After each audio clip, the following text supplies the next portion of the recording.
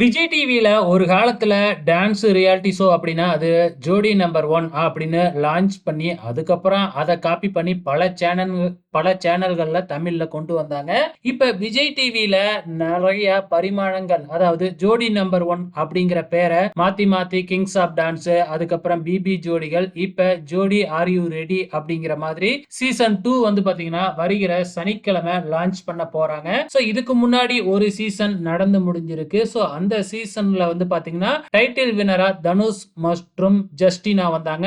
Runner இரண்டாவது இடத்த விக்னேஷ், ரவீனா தத்தா இவங்க பிடிச்சாங்க. இப்ப சனிக்கிழமை வந்து பாத்தீங்கன்னா அடுத்த சீசன் தொடங்க போகுது இல்லையா? போன சீசன்ல 12 ஜோடியில ஆரம்பிச்சாங்க. இந்த முறை எத்தனை ஜோடி வர போறாங்க அப்படிங்கிறது தெரியல.